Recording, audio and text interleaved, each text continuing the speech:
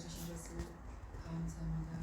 이 시간 우리가 주님을 찬양하며 주님을 높이고 주님의 놀라우신 은혜를 저희들이 참으로 목소리 높여 찬양할 때 하늘 문을 여시어서 우리의 찬양을 받아주시고 우리 예배를 하나님 참으로 예배를 흠양하실 줄 믿고 감사합니다. 저희들이 연약한 가운데서도 하나님 앞에 살려고 몸부림치며 나왔사오니 이 시간 주님께서 예비하신 놀라운 평강과 은혜를 저희 심령들 속에 가득 부어 주시옵소서. 우리의 육신을 입고 살면서 우리는 하나님 아버지의 뜻을 늘 이루고자 이렇게 생각하며 또 애쓰며 살고 있지만 우리의 힘으로는 우리가 주의 의를 이루어두지 못하므로 예수 그리스도께서 그 아들을 십자가에 못 박으시기까지 우리를 사랑하신 그 사랑을 인하여서 우리를 죄 없다 하시고 의롭다 하여 주신 그 은혜를 인하여 우리가 또 참 하나님 앞에 담대히 설 수 있도록 은혜 주신 것을 감사합니다. 하나님 아버지, 우리의 이 연약한 모습 때문에 우리 스스로 넘어지지 않게 하시고 사탄이 우리의 이런 연약한 모습들을 밤낮 없이 참수하는 그 참소를 그 괴계를 저희들이 알게 하여 주시옵소서.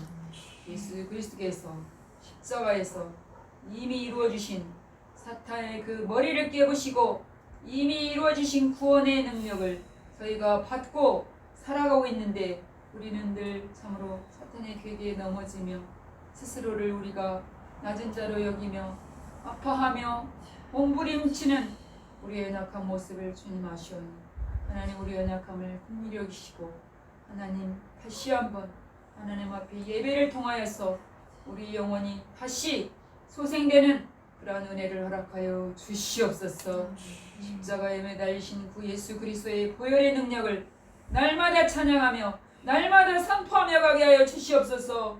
그래서 그 구원의 능력이 얼마나 크고 감사한지를 하나님이 얼마나 애타게 우리를 사랑하신지를 하나님 저희들이 알게 하여 주시옵소서. 하나님의 그 놀라운 사랑이 그 어떤 것도 하나님 그 사랑을 우리 마음 가운데서 빼앗을 수 없도록 하나님 우리가 주의 말씀으로 날마다 무장되고 하나님이 성령 안에서 살기를 소원하오니 아버지여 우리를 성령의 능력으로 날마다 감싸 주시옵소서. 그래서 하나님 우리가 이 세상을 살면서 하나님의 능력으로 오직 아버지의 의로 옷 입고 살아가게 해주시고 우리의 마음과 우리의 입술에 찬송의 옷을 입혀주셔서 시시각각으로 다가오는 모든 그런 공격에 주의 말씀으로 주의 찬송으로 하나님 옷 입혀 주시어서 그런 대적의 모든 것들을 물리치고 살아갈 수 있도록 하나님 능력을 허락하여 주시옵소서.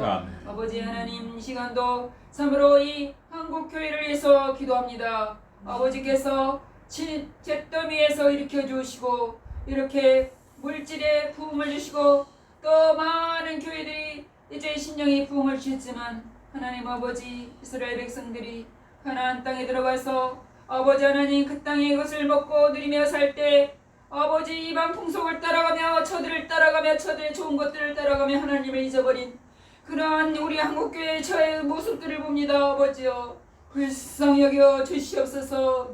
그래서 하나님 이 가련하고 이 참으로 참 연약한 이 대한민국을 이렇게 세워서 이렇게 하나님의 놀라운 믿음의 종족으로 삼아주신 것처럼 하나님 앞으로도 이 교회들이 다시 한번 새롭게 되어서 하나님께서 예비한 그런 사명들을 잘 감당하고도 남음 있도록 다시 한번 새롭게 아버지여 아버지 치유하시고 회개의 영을 부어 주시옵소서. 아멘. 아버지 또한 저 북녘 땅에 아버지 1907년의 그 부흥의 역사가 아버지 하나님 이제 수십 년 동안 갇혀서 아버지 사탄에게 눌려있는 저 북녘 땅의 교회를 불쌍히 여기시고 저들의 굶주림을 불쌍히 여주시고 저들의 우상에 절하며 우상을 섬기며 살아가는 저 불쌍한 저 북녘의 동포들을 저 위정자들을 하나님 깨부시어서 저들도 하나님의 복음 안에 자유를 얻고 새 생명을 얻는 놀라운 귀한 참으로 북녘 땅의 그 땅에 고침받는 놀라운 은혜가 참으로 열려질 수 있도록 아버지여 성령께서 역사하시고 인도하여 주시옵소서. 아멘. 그래서 저 북녘 땅이 1907년의 그 놀라운 붕의 역사를 회복하여서 버려 만방의 복음을 전파하는 많은 선교의 사명을 감당하는 저 복력의 교회가 되도록 하나님 참으로 축복하시고 역사하여 주시옵소서. 아멘. 아버지 하나님, 이 시간도 사랑하는 선영수 목사님을 단위에 세우셨사오니 하나님의 능력으로 붙드시고 하나님의 말씀이 선포될 때 주의 말씀이 우리 마음에 떨어져서 그 말씀이 저희들의 신령에 참으로 약이 되고 살이 되어서 하나님의 말씀이 우리가 어둔하고 어둠에 거했던 모든 것들이 이 말씀으로 인하여서 빛 가운데 거하는 놀라운 이 시간이 되도록 하나님 인도하여 주시옵소서. 아멘. 오늘 또 하늘의 그 보좌에 올려지는 귀한 전국 방방곡곡의 예배가 되게 하시고 또 우리 교회가 되게 하시며 하나님 홀로 영광 받아 주시옵소서. 아멘. 감사드리며 예수님 이름으로 기도합니다. 아멘. 하나님의 말씀 레위기 16장입니다. 레위기 16장. 레위기 16장입니다. 하나님의 말씀 레위기 16장 1절부터입니다.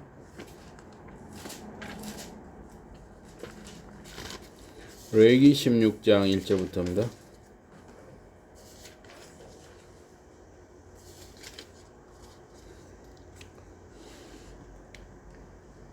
레위기 16장 1절에서 22절까지 봉독하겠습니다. 레위기 16장 1절에서 22절. 아론의 두 아들이 여호와 앞에 나아가다가 죽은 후에 여호와께서 모세에게 말씀하시니라. 여호와께서 모세에게 이르시되 내 형 아론에게 이르라. 성소에 휘장한 법궤 위 속죄소 앞에 아무 데나 들어오지 말라. 그리하여 죽지 않도록 하라. 이는 내가 구름 가운데에서 속죄소 위에 나타남이니라. 아론이 성소에 들어오려면 수송아지를 속죄 제물로 삼고 순양을 번제물로 삼고 거룩한 세마포 속옷을 입으며 세마포 속바지를 몸에 입고 세마포 띠를 띠며 세마포 관을 쓸지니 이것들은 거룩한 옷이라. 물로 그의 몸을 씻고 입을 것이며 이스라엘 자손의 회중에게서 속죄 제물로 삼기 위하여 순염소 2마리와 번제물로 삼기 위하여 순양 1마리를 가져갈지니라. 아론은 자기를 위한 속죄제의 수송아지를 들이되 자기와 집안을 위하여 속죄하고 또 그 두 염소를 가지고 회막문 여호와 앞에 두고 두 염소를 위하여 제비뽑되 한 제비는 여호와를 위하고 한 제비는 아사셀을 위하여 할지며 9절부터 제가 한 절 여러분이 한 절 교독합니다. 아론은 여호와를 위하여 제비 뽑은 염소를 속죄제로 드리고 아셀을 위하여 제비 뽑은 염소는 산채로 여호와 앞에 두었다가 그것으로 속죄하고 아사셀을 위하여 광야로 보낼지니라. 아론은 자기를 위한 속죄제에 수송아지를 들이되 자기와 집안을 위하여 속죄하고 자기를 위한 그 속죄제 수송아지를 잡고 장로를 가져다가 여호와 앞에 앞에서 그것에 채우고 또 곱게 간 향기로운 향을 두 손에 재어가지고 휘장 안으로 들어가서 여호와 앞에서 분향하여 향연으로 증거궤 위 속죄소를 가리게 할지니 그리하면 그가 죽지 아니할 것이며 그는 또 수송아지의 피를 가져다가 손가락으로 속죄소 동쪽에 뿌리고 또 손가락으로 그 피를 속죄소 앞에 7점 뿌릴 것이며 또 백성을 위한 속죄제 염소를 잡아 그 피를 가지고 휘장 안에 들어가서 그 수송아지 피로 행함같이 그 피로 행하여 속죄소 위와 속죄소 앞에 뿌릴지니 곧 이스라엘 그들이 죄로 말미암아 지성소를 위하여 속죄하고 또 그들의 부정한 중에 있는 회막을 위하여 그같이 할 것이요 그가 지성소에 속죄하러 들어가서 자기와 그의 집안과 이스라엘 온 회중을 위하여 속죄하고 나오기까지는 누구든지 회막에 있지 못할 것이며 그는 여호와 앞 제단으로 나와서 그것을 위하여 속죄할지니 그 수송아지의 피와 염소의 피를 가져다가 번제의 기퉁이 불들에 바르고 또 손가락으로 그 피를 그 위에 7번 뿌려 이스라엘 자손의 부정에서 제단을 성결하게 할 것이요 그 제동소와 회막과 제단을 위하여 접수하기를 마친 후에 살아있는 염소를 드리되 아론은 그의 두 손으로 살아있는 염소의 머리에 안수하여 이스라엘 자손의 모든 불의와 그 범한 모든 죄를 아뢰고 그 죄를 염소의 머리에 두어 미리 정한 사람에게 맡겨 광야로 보낼지니 염소가 그들의 모든 불의를 지고 접근하기 어려운 땅에 이르거든 그는 그 염소를 광야에 놓을지니라. 아멘. 오늘 말씀 제목이 아사셀입니다. 아사셀. 아사셀. 이 레위기 16장은 레위기의 이 가운데 부분이라고 할 수가 있습니다. 또 레위기는 모세오경, 즉 창세기, 출애굽기, 레위기, 민수기, 신명기의 가운데 있는 책입니다. 레위기 17장에서 26장은 거룩함, 백성의 거룩함을 위한 규례를 기록을 했습니다. 오늘 본문의 레위기 16장에 이 속죄 규례, 죄를 속한다는 거죠. 속죄 규례의 역사적인 배경은 레위기 10장입니다. 그래서 레위기 10장 1절과 2절에 아론의 아들 나답과 아비후가 각기 향로를 가져다가 여호와의 명하시지 않은 다른 불을 담아 여호와 앞에 분향하였더니 불이 여호와 앞에서 나와 그들을 삼키매 그들이 여호와 앞에서 죽은지라. 그러니까 아론의 아들 이 4명인데 그 아들 4명 중에 그 나답과 아비후 그 아들들이 이렇게 하나님 앞에 불을 드렸어요. 불. 근데 하나님이 그 정해 주신 대로 불을 드리는 게 아니라 자기들 마음대로 다른 불을 가지고 분향을 하다가 그러니까 나답과 아비후가 그 불에 타 죽은 거예요. 그래서 하나님께서 정하여 주지 않은 이 다른 불을 향로에 담아 하나님께 분향하여 죽임을 당했다 하는 것입니다. 그 역사적인 사건을 오늘 본문 16장 1절에 다시 기록하고 있죠. 우리 1절을 다시 한번 읽어보겠습니다. 1절 오늘 16장 1절 다 같이 시작. 아론의 두 아들이 여호와 앞에 나아가다가 죽은 후에 여호와께서 모세에게 말씀하시니라. 아론의 두 아들 나답과 아비후가 죽은 사건을 다시 이렇게 기록을 했습니다. 그래서 이 2절에 보니까 오늘 2절 16장 2절에 보니까 그렇게 나답과 아비후 아론의 두 아들이 죽었던 것처럼 또 그런 죽는 일이 생기지 않으려면 어떻게 해야 되느냐 하는 것을 2절부터 쭉 기록을 하신 것입니다. 2절에 보니까 여호와께서 모세에게 이르시되 내 형 아론에게 이르라. 그러니까 하나님께서 모세에게 말씀하시고 모세가 아론에게 전달한 거죠. 그래서 아론이 이제 대제사장 역할을 한 거예요. 성소의 휘장 안 법궤, 이 법궤는 이제 언약궤라고도 하죠. 이건 지성소 안에 들어있는 거예요. 법궤 위 그 속죄소 앞에 아무 때나 들어오지 말라 그러지. 이 아무 때나가 중요해요. 아무 때나. 그러니까 이 지성소 안에 들어가는 것은 아무나 들어갈 수가 없어요. 아무나. 또 아무 때나 들어갈 수가 없는 것이죠. 그래서 아무 때나 들어오면 죽는다는 거예요. 또 아무나 들어오면 죽는다는 거예요. 이는 내가 구름 가운데서 속죄소 위에 나타남이니라. 그래서 여기 중요한 건 아무 때나 들어오지 말라는 거예요. 그 다음에 여기 3절에 보면은 3절에 이 성소에 들어올 때는 빈손으로 들어오지 말라는 거예요. 빈손으로. 숫송아지를 순양을 아론이 가지고 들어오는데 숫송아지는 속죄 제물로 쓰는 것이고 순양은 번제물로 쓰는 것이었습니다. 그걸 갖고 들어오라 그랬어요.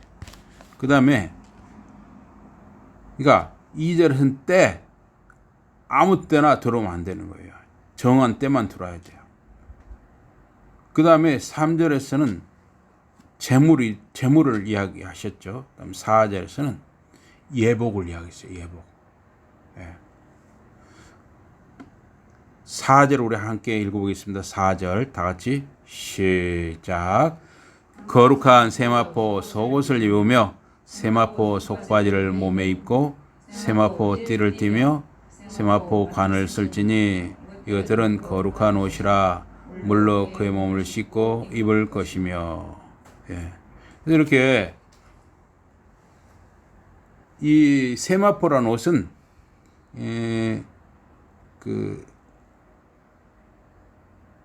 그렇게 화려한 옷은 아니에요. 그러니까 이 세마포 옷은 흰 옷입니다. 흰 옷. 흰 옷인데 이 화려한 옷이 아니에요. 그러니까 하나님 앞에 화려한 옷을 입는 게 아니라 아주 단순하게 아주 소박하게 옷을 입는데 거룩한 옷이라 그랬어요. 거룩한 옷. 그래서 하나님 앞에 이렇게 구별된 옷을 입고 들어라 그랬어요. 이거 이제 아론에게 하는 일이죠. 아론. 그것도 아무나 들어오는 게 아니라 대제사장 아론만 들어갈 수가 있었어요. 그 다음에 이 5절에 보니까 이스라엘 자손의 회중에게서 속죄 제물로 삼게 하여 순염소 2마리와 번제물로 삼게 하여 순양 1마리를 또 준비하라고 그랬어요. 그래서 여기 6절 보니까 6절에 그 속죄제의 숫송아지를 들이되 자기와 집안을 위해 속죄하라 그랬어요. 그러니까 아론이 대제사장이었지만 아론이 대제사장도 하나님께 나갈 때 자기 죄를 용서를 받아야 돼요. 또 자기 가족의 죄를 용서를 받아야 돼요. 그래서 먼저 자기 집안, 자기와 자기 집안의 죄를 용서를 받아야 돼요. 이 죄 문제가 먼저 해결되고 하나님 앞에 나올 수 있다는 것이죠.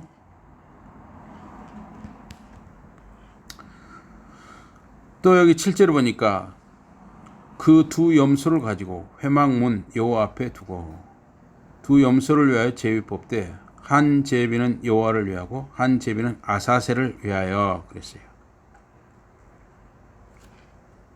그래서 이 염소 2마리 중에 이 염소는 이제 그 순염소였죠. 이거 제비를 뽑도록 했어요.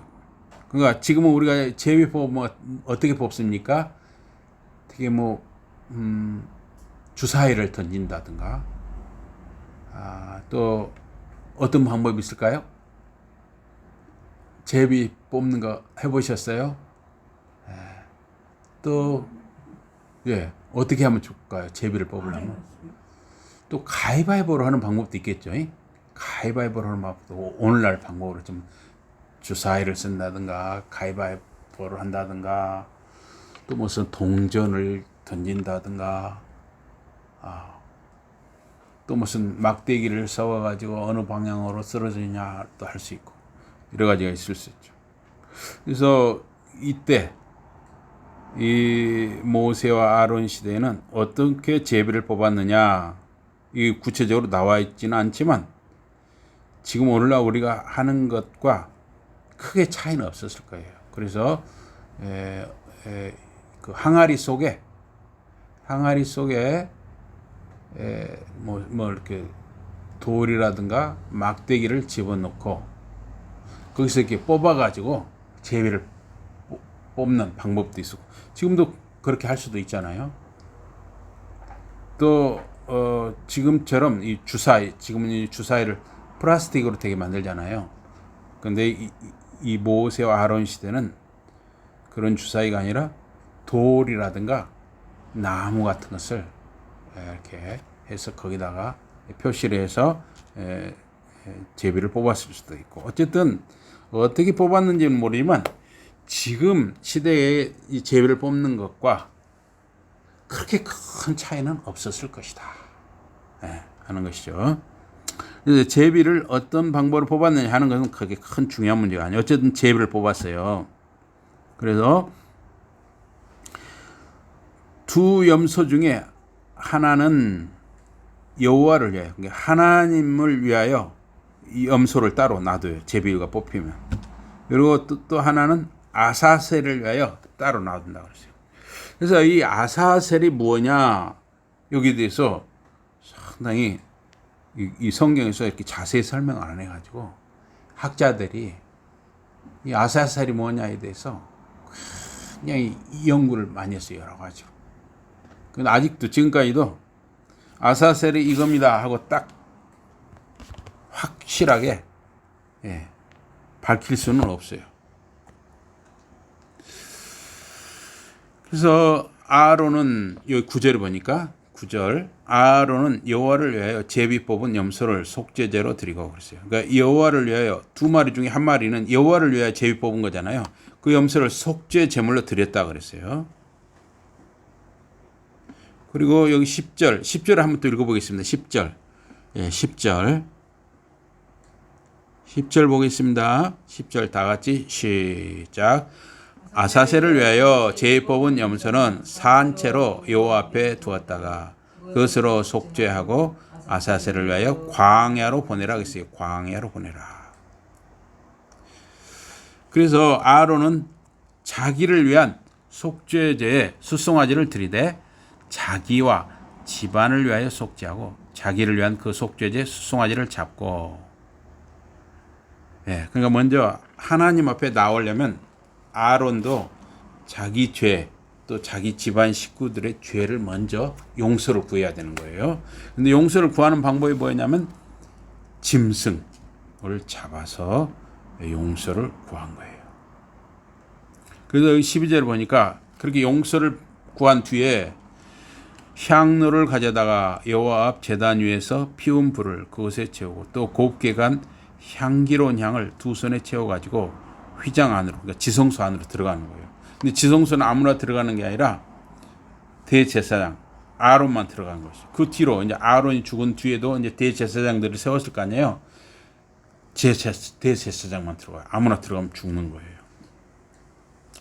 그래서 이 향로에 불은 반드시 어디서 불을 담아야 되냐면 아무데나 담으면 죽는 거예요.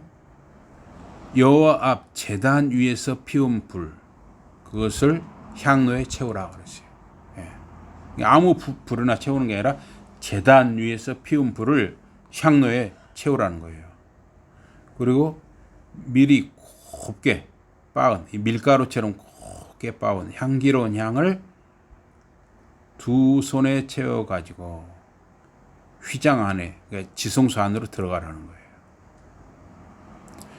그래서 여기 13절에 보니까 13절에 여호와 앞에서 분향하여 향연으로 증거궤의 속죄소를 가리게 할지니 그리하면 그가 죽지 아니할 것이라. 여기 이제 여러분이 이 말로만 보니까 잘 안 보일 수가 있어요. 여러분이 이 스마트폰을 켜가지고 뭐라고 치냐면 속죄소 그렇게 한번 쳐보십시오. 속죄소 스마트폰으로 지금 한번 쳐보시기 바랍니다. 속죄소라고 한번 쳐주세요. 속죄소 스마트폰으로. 치셨습니까? 한번 스마트폰으로 한번 쳐주세요. 속죄소. 구글에 가서 구글 속죄소 나오죠? 잘하셨습니다. 나오셨네요. 나왔어요. 여기 보시면 이제 이게 이제 법궤, 그러니까 이 법궤 안에, 이 법궤 또는 언약궤라고 하죠. 이 언약궤 안에는 이게 10계명 돌판 2개가 들었어요. 2개. 1계명부터 4계명, 5계명부터 10계명이 둘 돌판이 들어있어요.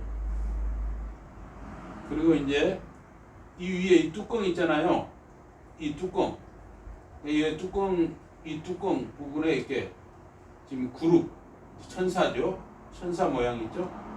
이 사이에 하나님이 예예예 목사님 그렇죠. 예. 하나님이 여기에 임하시는데 이 앞에 여기 법궤 앞에 여기다 향로를 넣고 대제사장이 그 향로를 넣고 아까 이 향로에 숯불을 담아갔잖아요. 그럼 이 앞에다 향로를 넣는 거예요. 불이 이글이글 타잖아요. 그럼 거기다가 밀가루 같이 콩 가루를 이렇게 그러다 수부간에 집어넣으면 어떻겠어요? 연기가 모락모락 향을 내면서 타겠죠. 그러면 여기를 덮는 거예요. 연기가 덮는 거예요. 예. 이거 하셨죠? 예. 연기가 모락모락 덮는 것입니다. 그럼 그 연기 속에 다시 말하면 그 연기 그 구름 속에 하나님께서 구름 속에 임재하신다 이거요. 예. 반드시 그래서 하나님께서 가르쳐 주신 대로 해야 한다는 거예요. 그 다음에 또 어떤 일을 하냐면 여기 우리 14절 15절 한번 읽어보겠습니다. 14절 15절 다 같이 읽어보겠습니다. 시작. 또 수송아지의 피를 가져다가 손가락으로 속죄소 동쪽에 뿌리고 또 손가락으로 그 피를 속죄소 앞에 7번 뿌릴 것이며 또 백성을 위한 속죄제 염소를 잡아 그 피를 가지고 휘장 안에 들어가서 그 수송아지 피로 행함 같이 그 피로 행하여 속죄소 위와 속죄소 앞에 뿌리라. 피를 뿌리라 그랬어요. 피. 예, 피.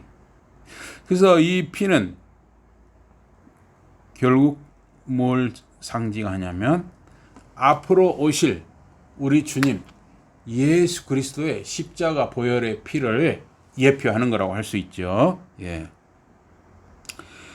그래서 여기 16절에 보니까 곧 이스라엘 자손의 부정과 그들이 범한 모든 죄로 말미암아 지성소를 위하여 속죄하고 또 그들의 부정한 중에 있는 회막을 위하여 그같이 하라. 그래서 죄를 먼저 이렇게 속죄하는 과정 이게 있어야만 하나님과 만날 수가 있다는 거예요. 여기 17절에 보니까 그가 지성소에 속죄하러 들어가서 자기와 그의 집안과 이스라엘 온 회중을 위하여 속죄하고 나오기까지는 누구든지 회막에 있지 마라 그랬어요.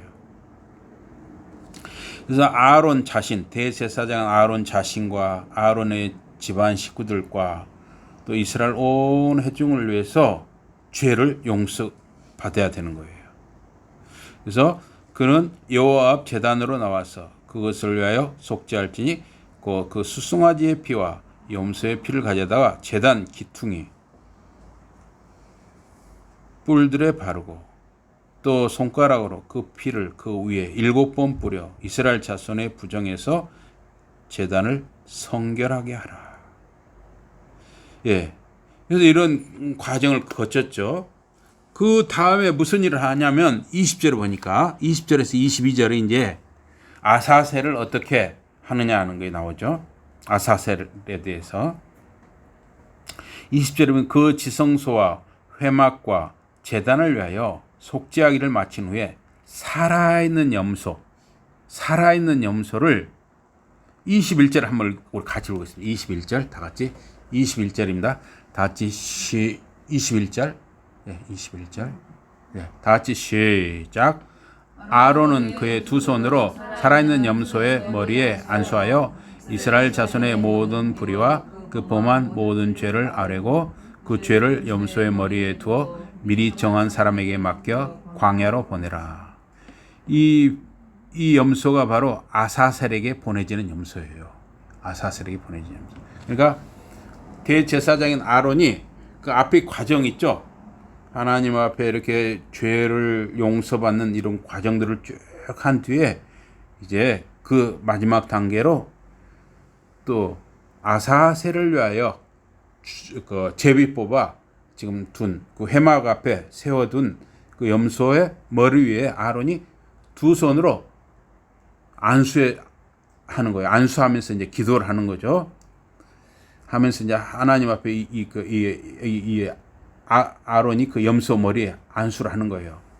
이 이스라엘 자손의 모든 죄를 이제 이 염소에게 이 죄를 다 하나님께서 이 죄를 이스라엘 백성들에게 돌리지 마시옵소서.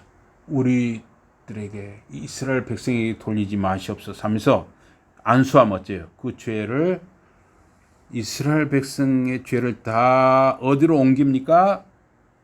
염소의 머리로 옮기는 거예요. 염소의 머리로. 염소에게 옮기는 거예요. 죄를. 이건 이제 죄의 전가라고 하죠. 죄의 전. 여러분이 책임 전가란 말 들어봤죠? 책임 전가. 잘하면 내 탓이고 못하면 남 탓, 조상 탓이라고 그러죠.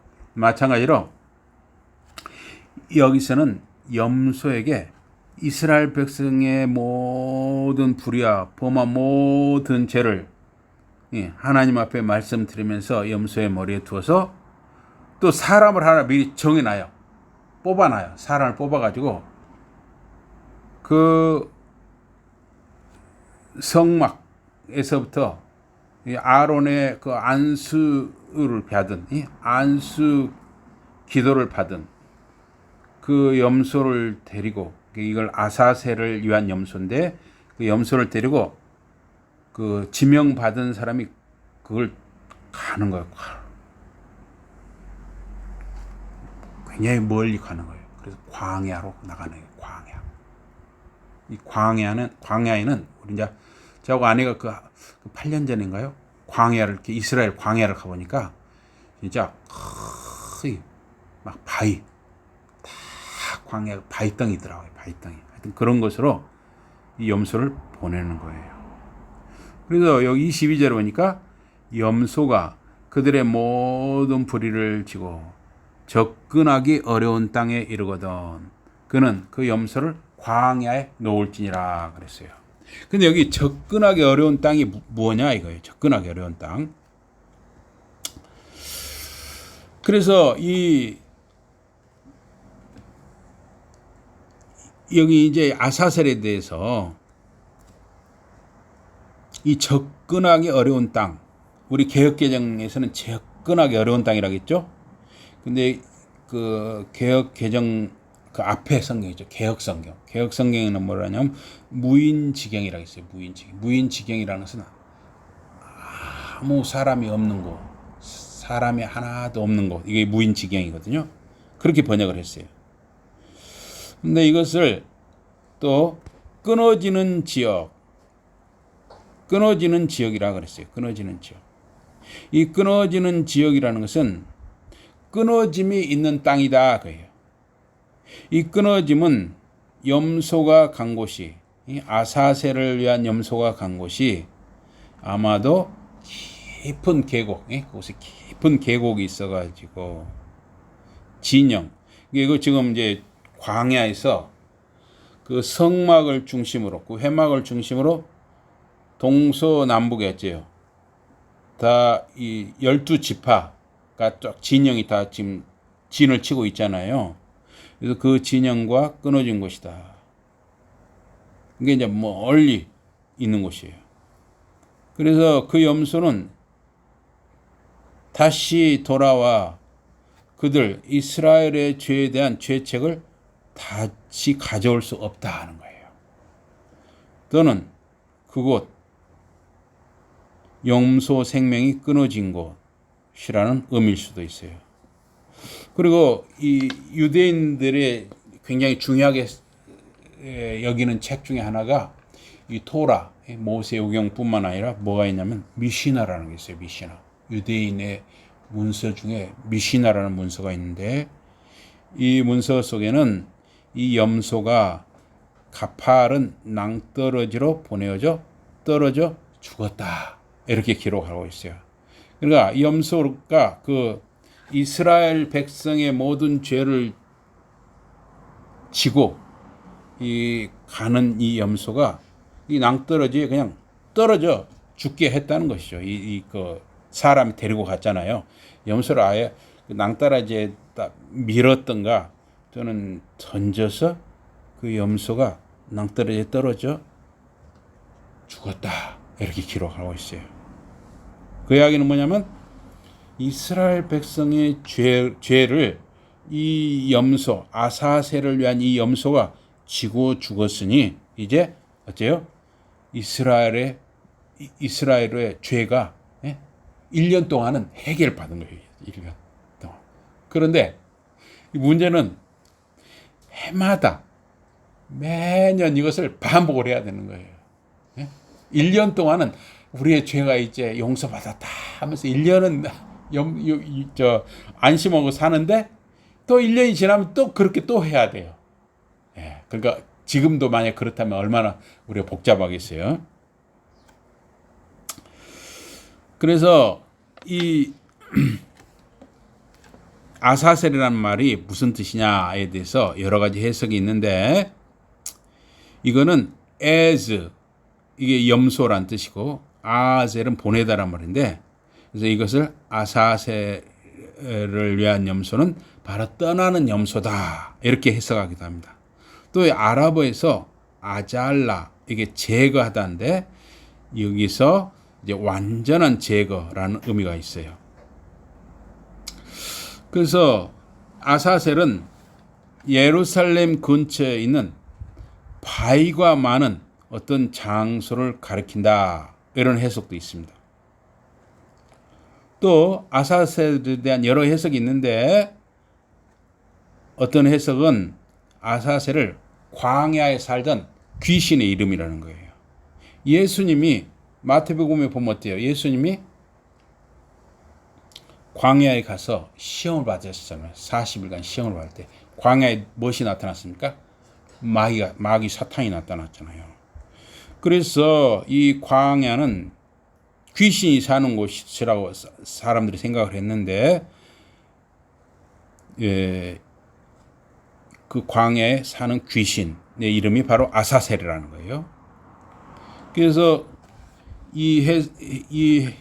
이거는 이제 아사셀이 여호와와 대조를 이루고 있다 하는 것 때문에 이런 해석이 나온 거예요. 8절에 그거 있죠. 8절에 오늘 본문 8절에 보면 두 염소를 위하여 제비 뽑되 한 제비는 여호와를 위하고 한 제비는 아사셀을 위하여 그랬어요.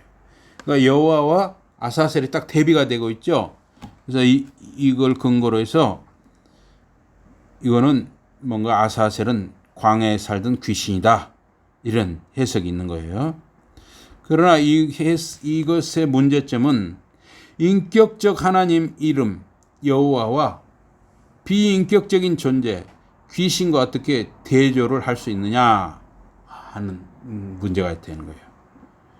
또 이 후기 유대인들 유대교 문헌에서 이 아사셀은 귀신의 이름이다 그랬어요. 에녹서에 보면 에녹서.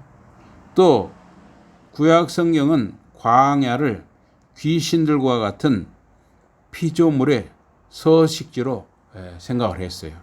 구약 레이기라든가 이사야서라든가 이런 데 보면.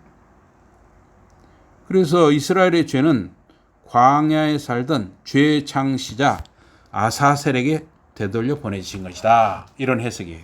그러나 저는 이 해석에 반대를 합니다. 저는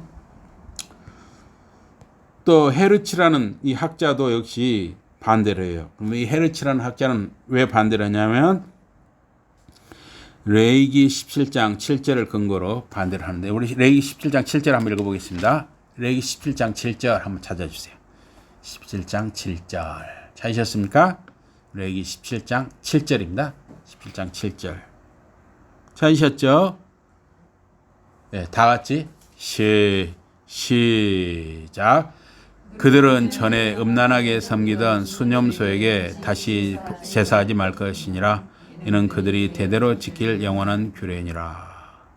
그러니까 이 이스라엘 자손 또 이 중동 지역 그러니까 지중해 연안에 가나안이라든가 이 지중해 연안 그리스라든가 이런 지역에 이 순념소를 섬기는 일이 있었다는 거예요.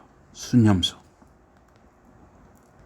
그런데 이 순념소를 사티로스라고 합니다. 사티로스. 그래서 여러분들이 한번 또 저기를 한번 쳐보시기 바랍니다. 사티로스 한번 쳐보세요. 그러면 그림이 하나 나올 거예요. 사티로스. 사티로스. 정말 희한한 그림이 하나 나옵니다. 사티로스. 치셨습니까?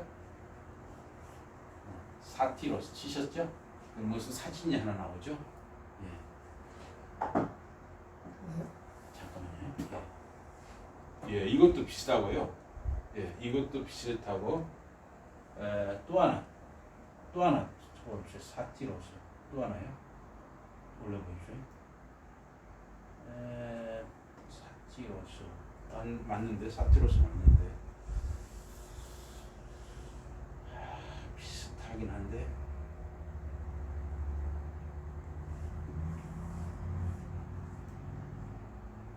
예, 여기 보면 이제 이 여러 가지로 표현을 했어요. 이 머리에 뿔이 있잖아요. 머리에 뿔이 있죠. 위에는 사람이잖아요. 예? 근데 뿔이 있죠. 뿔. 예, 염소 뿔이 있는 거예요. 그리고 위에는 사람이에요. 그런데 아래는 뭐냐면 염소예요. 그래서 그 아래를 염소로 그린 그림이 또 있을 거예요. 예, 염소로 그린 그림이 있는데 어쨌든 아래는 짐승이에요. 아래 부분은 짐승이고 위에는 사람이에요. 근데 머리에는 염소 뿔이 있어요. 그리고 이게 아주 그걸 특이하게 그린 그림이 있는데 뭐냐면 아래 그 사티로스가 밑에는 이 짐승 염소의 하체가 달려 있고 위에는 사람이고 그리고 머리에 뿔이 있다는 거예요. 이게 이제 사티로스인데 이걸 섬겼어요. 그 지중해 연안 사람들이. 그런데 이거는 하나님이 볼 때는 아주 가증한 범죄였거든요. 그래서 오늘 17장 3절의 실제로 보면 그 소나 양, 염소 등을 성막 밖에서는 잡지 못하도록 했어요. 그래서 광야 시대는 아무 데서나 소나 양, 염소를 잡을 수가 없었어요. 이스라엘 백성이 고기를 먹고 싶으면은 그거를 제사장이 가져와야 돼요. 그거는 제사장이 정해진 방법대로 그 짐승을 잡아 화목제물로 잡아서 피를 뿌리고 이게 먼저 하나님께 드리는 것이 되죠. 그리고 그 피를 뿌리고 기름을 불사른다 그랬어요. 그 다음에 이 짐승을 바친 자에게 그 고기를 돌려줬어요. 그럼 그 백성이 그 고기를 먹을 수가 있었습니다. 왜 이렇게 했냐면 그거를 이 제사장이가 안 가져오고 백성이 마음대로 잡으면은 잘못하면 그것이 그 사티로스 같은 염소 같은 우상 위에는 사람이고 밑에는 그 짐승인 그런 사티로스 같은 이상한 우상에게 제사를 들 수가 있었던 거예요. 그런 걸 방지하기 위해서 광야 시대에는 그런 짐승을 함부로 너희들이 마음대로 잡지 않고 반드시 제사장을 통해서 잡도록 했던 것이죠. 그래서 이 사티로스는 그리스 신화에서 나왔던 거예요. 그리스 신화에서 나왔는데 이 사티로스는 남자로 많이 표현했어요. 그런데 이 여성으로 나오는 경우도 있습니다. 그런데 이 남자 사티로스 경우는 굉장히 색을 밝히는 그런 괴물로 나와 있는데 항상 그 가운데 그 성기가 그냥 발기가 되어 있는 거예요. 그런 모습으로 나와 있어요. 이거는 뭐냐면 사람의 원초적인 본능을 상징하는 그러한 캐릭터라고 할 수가 있습니다. 인간에게 어떤 숨겨진 본능을 그렇게 표현을 했다 할 수가 있어요. 그래서 이사야서, 우리 성경 이사야서 34장 14절에 보면 광야의 들짐승들도 섬의 들짐승들과 만날 것이며 사티로스가 자기 동료를 부르고 헛간 올빼미도 거기서 쉬며 자신의 안식처를 찾을 것이라. 킹 제임스 여기에 그렇게 돼 있어요. 그래서 여기서 나오는 이 사티로스는 우리 공동 번역이나 개역 개정판 성경에서는 수념소로 이렇게 바꾸어서 기록을 하고 있습니다. 그래서 이 마귀들은 그 그리스 신화 사티로스와 같이 염소 형상을 하는 경우가 많았다는 거예요. 그래서 마귀들에게 제물을 바치는 것은 나 외에는 다른 신들을 두지 말라 하는 이 십계명의 첫째 계명을 어기는 악행이었죠. 그래서 여호와 외에 다른 신에게 제사를 드리는 자는 멸할지니라. 출애굽기 22장 19절에 말씀했어요. 그래서 마귀 숭배에 은밀하게 가담한 자는 누구든 진영 밖에서 짐승을 잡은 자와 같다. 그래서 모든 짐승은 성막에서 잡도록 했어요. 광야 시대에는. 그런데 이 사티로스 숭배는 현대에도 연결이 돼 있어요. 뭐냐면 사탄 숭배교라는 게 있어요. 그래서 사탄을 섬기는 사람들이 있어요. 실제로. 그래서 이 사탄 숭배가 사실 이 사티로스 숭배에서 이렇게 이어졌을 수 있는 것이죠. 그런데 이제 광야 시대에는 이렇게 소나 염소, 양을 반드시 제사장을 통해서만 잡도록 했는데 이제 가나안 땅에 들어왔잖아요. 가나안 땅에 들어와서는 그렇게 할 수가 없었던 거예요. 왜냐하면 이제 넓은 땅으로 서로 다 흩어지잖아요. 흩어져서 살잖아요. 그런데 소나 양을 다 예루살렘으로 와서 제사장을 통해서 잡으면 이게 멀리 사는 사람이, 예루살렘에서 멀리 사는 사람들은 어때요? 고기를 먹지 말아야죠. 채소만 먹여야겠죠. 그래서 이 신명기 12장 20절에 가면 이제 내 하나님 여호와께서 내게 허락하신 대로 내 지경을 넓히시네. 그러니까 다 12지파, 그러니까 다 이제 흩어져 레위 지파를 제외하고 11지파의 땅을 분배하잖아요.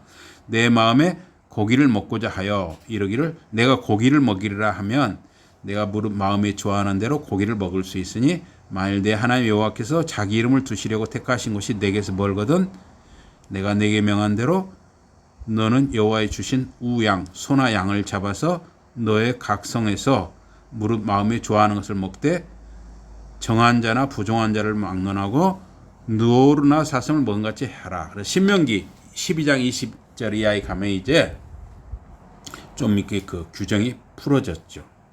그런데 피에 대한 규정은 여전히 지켜야 했어요. 피에 대한 규정. 그래서 오직 크게 삼가서 그 피는 먹지 말라. 그 피는 생명인즉 내가 그 생명을 고기와 아울러 먹지 못하리니 너는 그것을 먹지 말고 물같이 땅에 쏟으라. 너는 피를 먹지 말라. 내가 이같이 여호와께서 의롭게 여기시는 일을 행하면 너와 내 후손이 복을 누리라 그랬어요. 그러면 여러분 이제 우리가 신약 시대를 살잖아요. 우리는. 그럼 여러분과 저는 피를 먹을 수 있습니까? 없습니까? 지금은 우리가 이제 예수님의 은혜로 우리가 피도 먹을 수 있어요. 그래서 선지국 있죠? 그래서 선지국 여러분 먹을 수 있죠? 그러므로 광야 마귀에게 경의를 표하는 것은 16장의 거룩한 이 성전 의식과 맞지 않아요. 그래서 아사셀을 광야의 마귀로 해석하는 것은 결코 우리가 동의할 수 없는 것이에요. 그래서 또 어떤 학자는 아사셀을 완전한 파멸, 그러니까 죄를 지고 완전히 멸망당한다. 결국 예수님이 다시 오시면 어째요? 완전히 망하게 되는 거죠. 죄 문제가 해결되지 않으면 완전히 망하는데 바로 그것을 예표한다. 이런 해석이 있어요. 또 하나는 아사셀은 이 바위로 된 벼랑, 깎아지르는 어떤 절벽 같은 것을 뜻한다. 이런 해석도 있습니다. 그래서 결국은 공통적으로 결론적으로 이 아사셀이 무엇이냐 하는 것은 이스라엘 민족의 전체 죄가 이 아사셀을 위한 염소를 통해서 죄가 제거된다는 뜻이에요. 이건 다 똑같아요. 어떤 해석이라도 아사셀을 어떻게 해석하더라도 이스라엘 민족의 죄가 아사셀을 위한 염소를 통해서 이스라엘 민족의 죄가 해결된다는 거예요. 그런데 이거는 영원히 단변 해결되는 것이 아니라 1년에 한 번씩 된다는 거예요. 그러니까